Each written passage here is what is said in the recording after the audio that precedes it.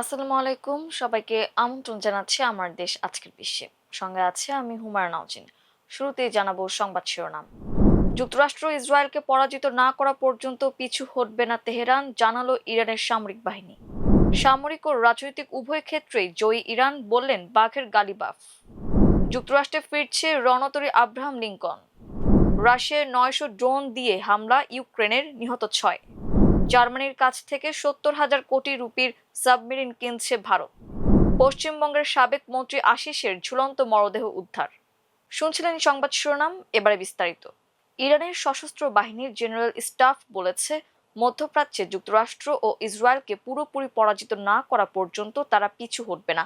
১৯৯০ সালে ইরাক থেকে ইরানি যুদ্ধবন্দীদের দেশে ফেরার বার্ষিকী উপলক্ষে দেয়া এক বিবৃতিতে দেশটির সামরিক বাহিনী এ কথা জানায়। রোববার আল জাজিরা জানিয়েছে, বিবৃতিতে বলা হয়, প্রতিরোধের যে ঐতিহ্য তা ইরানের নতুন প্রজন্মের কাছে পৌঁছে গেছে। এই প্রজন্ম বিশ্বের সবচেয়ে শক্তিশালী অস্ত্র সজ্জিত সামরিক শক্তির বিরুদ্ধে দাঁড়িয়েছে বলেও দাবি করা হয়। ইরানের সশস্ত্র বাহিনী জানায়, শত্রুপক্ষ আত্মসমর্পণ না করা পর্যন্ত দেশটির বৈধ অধিকার এবং নেতৃত্বের দাবিগুলো বাস্তবায়নের প্রচেষ্টা অব্যাহত থাকবে। ফার্স্ট নিউজ এজেন্সির প্রকাশিত বিবৃতিতে ইরানের সশস্ত্র বাহিনীর প্রতি জনগণের সমর্থনের প্রশংসা করা হয়। একই সঙ্গে যুক্তরাষ্ট্রকে আগ্রাসন ও মধ্যপ্রাচ্যে আধিপত্য বিস্তারের জন্য অভিযুক্ত করা হয়েছে। ইরানের পার্লামেন্ট স্পিকার মোহাম্মদ বাঘের গালিবাফ জানিয়েছেন, যুক্তরাষ্ট্র ও ইসরায়েলের বিরুদ্ধে চলমান সংঘাতে ইরান সামরিক ও রাজনৈতিক উভয় দিক থেকেই প্রকৃত জয় অর্জন করেছে। ইরানের ফার্স্ট নিউজ এজেন্সির বরাতে এই তথ্য জানা গেছে। গালিবাফ এই সংঘাতকে যুক্তরাষ্ট্র ও ইসরায়েলের চাপিয়ে দেয়া একটি কাপুরুষোচিত যুদ্ধ হিসেবে বর্ণনা করেন। তিনি জোর দিয়ে বলেন, প্রতিকূল পরিস্থিতির মধ্যেও ইরানের জনগণ অত্যন্ত সাহসিকতা, পুরুষোচিত দৃঢ়তা এবং আন্তরিকতার সঙ্গে এই আগ্রাসনের মোকাবিলা করেছে। তিনি আরো উল্লেখ করেন, ইরান ও যুক্তরাষ্ট্রের মধ্যে স্বাক্ষরিত সমঝোতা স্মারকটি মূলত একটি সম্মান ও বিজয়ের স্মারক। এই সমঝোতার মাধ্যমে তেহরান কূটনীতির টেবিলে নিজেদের অবস্থান ও সাফল্যগুলোকে সুসংহত ও সুদৃঢ় করেছে। পশ্চিম এশিয়ায় ২৬৬ দিনের দীর্ঘ সামরিক অভিযান শেষে যুক্তরাষ্ট্রে ফিরতে যাচ্ছে মার্কিন নৌবাহিনীর বিমানবাহী রণতরী ইউএসএস আব্রাহাম লিঙ্কন। এর মধ্যে ২০০ দিন যুদ্ধক্ষেত্রে মোতায়েন ছিল রণতরীটি। মার্কিন নৌবাহিনীর ভারপ্রাপ্ত সচিব হাং কাও এ তথ্য জানিয়েছেন। গালফ নিউজের এক প্রতিবেদনে বলা হয়, দীর্ঘ সময় ধরে মোতায়েন থাকার কারণে রণতরীটির নাবিকদের মানসিক স্বাস্থ্য ও মনোবল নিয়ে উদ্বেগ তৈরি হয়েছে। বিষয়টি নিয়ে মার্কিন কংগ্রেসের সদস্য এবং রণতরীতে দায়িত্ব পালনরত নাবিকদের পরিবারের পক্ষ থেকেও প্রশ্ন উঠেছে। হাংকাও বলেন, পরিকল্পিত সামরিক রদবদলের অংশ হিসেবে আব্রাহাম লিঙ্কন শিগগিরই যুক্তরাষ্ট্রে ফিরবে।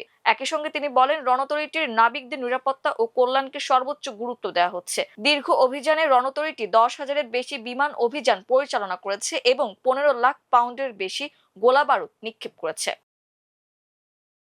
রাশিয়ায় নিজেদের ইতিহাসে সবচেয়ে বড় ড্রোন হামলা চালিয়েছে ইউক্রেন। দেশটি গতকাল রাতে রাশিয়ায় প্রায় ৯০০ ড্রোন দিয়ে হামলা করে। এতে রাশিয়াতে ৬ জনের মৃত্যু হয়েছে।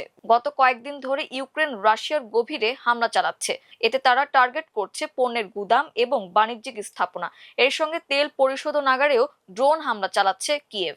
এবছরে এটি ইউক্রেনের সবচেয়ে বড় ড্রোন হামলা। এসব ড্রোনের অনেকগুলো পাঠানো হয়েছিল মস্কোতে, যেখানে রাশিয়ার এলিট শ্রেণীর লোকজন বাস করেন। মস্কোর গভর্নর জানিয়েছেন, মস্কোতে আকাশ প্রতিরক্ষা ব্যবস্থা এবং বৈদ্যুতিক যুদ্ধাস্ত্র ব্যবহার করে ১৮৭ ড্রোন ভূপাতিত করা হয়েছে। রাশিয়ার অ্যামাজন খ্যাত ওয়াইল্ড বেরিসের মস্কোর গুদামে সরাসরি আঘাত এনেছে ড্রোন। তবে এ ঘটনায় কেউ হতাহত হয়নি। রাশিয়ায় মানুষ ওয়াইল্ড বেরিস থেকে তাদের বেশিরভাগ পণ্য কিনে থাকেন। এখন এটির গুদামে ইউক্রেন হামলা চালাচ্ছে, যেন রাশিয়ার মানুষও ইউক্রেনীয়দের মতো যুদ্ধের উত্তাপটি টের পান। রাশিয়ার প্রতিরক্ষা মন্ত্রণালয় জানিয়েছে, মোট ১৭টি প্রদেশে ড্রোন ভূপাতিত করা হয়েছে, যেগুলো দেশের দক্ষিণ ও পূর্বাঞ্চলে অবস্থিত। যে ৬ জন নিহত হয়েছেন তার মধ্যে ৫ জনই প্রাণ হারিয়েছেন দক্ষিণাঞ্চলের রোস্তভে। অপরদিকে মস্কোতে নিহত হয়েছে ৮৩ বছর বয়সী এক ব্যক্তি। ইউক্রেনের এসব হামলার মধ্যে রাশিয়া পাল্টা হামলা চালাচ্ছে। তারা রাজধানী কিয়েভে মিসাইল ও ড্রোন দিয়ে হামলা চালিয়েছে। এসব হামলায় নিহত হয়েছে অন্তত ৫ জন।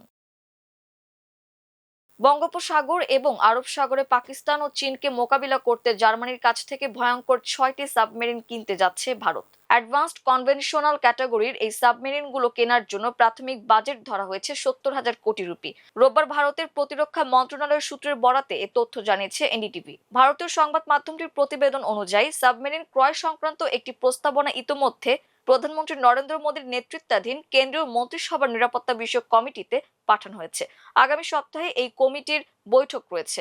সেই বৈঠকেই পাশ হওয়ার কথা আছে প্রজেক্ট 75 ইন্ডিয়া বা P75 ইন্ডিয়া নামের এই প্রস্তাবনাটি। যদি P75 ইন্ডিয়া প্রস্তাবনাটি পাশ হয়, তাহলে জার্মানির শীর্ষ সামুদ্রিক নিরাপত্তা প্রযুক্তি প্রস্তুতকারী সংস্থা থাইসেন গ্রুপ মেরিন সিস্টেমের সঙ্গে যৌথভাবে এসব সাবমেরিন নির্মাণ করবে মুম্বাই ভিত্তিক জাহাজ নির্মাণকারী সংস্থা Mazagaon doc ship builders limited. প্রতিরক্ষা মন্ত্রণালয়ের সূত্র জানিয়েছে, মেক ইন ইন্ডিয়া প্রকল্পের আওতায় কৌশলগত অংশীদারিত্বের ভিত্তিতে অত্যাধুনিক সাবমেরিনগুলো নির্মাণ করা হবে। পশ্চিমবঙ্গের সাবেক মন্ত্রী ও তৃণমূল কংগ্রেস নেতা আশিস বন্দ্যোপাধ্যায়কে রোববার সকালে বীরভূমের নিজের বাড়ির কাছে দলীয় কার্যালয়ের ভেতর মৃত অবস্থায় পাওয়া গেছে। ৭৫ বছর বয়সী আশিস বন্দ্যোপাধ্যায় তৃণমূল কংগ্রেসের ৫ বারের বিধায়ক ছিলেন। ২০২১ থেকে ২০২৬ সাল পর্যন্ত তিনি পশ্চিমবঙ্গ বিধানসভার ডেপুটি স্পিকার হিসেবে দায়িত্ব পালন করেন। ২০২৬ সালের বিধানসভা নির্বাচনে বিজেপি ধ্রুব সাহার কাছে পরাজিত হন তিনি। দলীয় কার্যালয় থেকে একটি নোটও উদ্ধার করা হয়েছে। তার মরদেহ ময়নাতদন্তের জন্য পাঠানো হয়েছে। রামপুরহাট কলেজে শিক্ষকতা করা আশিস বন্দ্যোপাধ্যায়কে তৃণমূলের একজন পরিচ্ছন্ন ভাবমূর্তির নেতা হিসেবে দেখা হতো।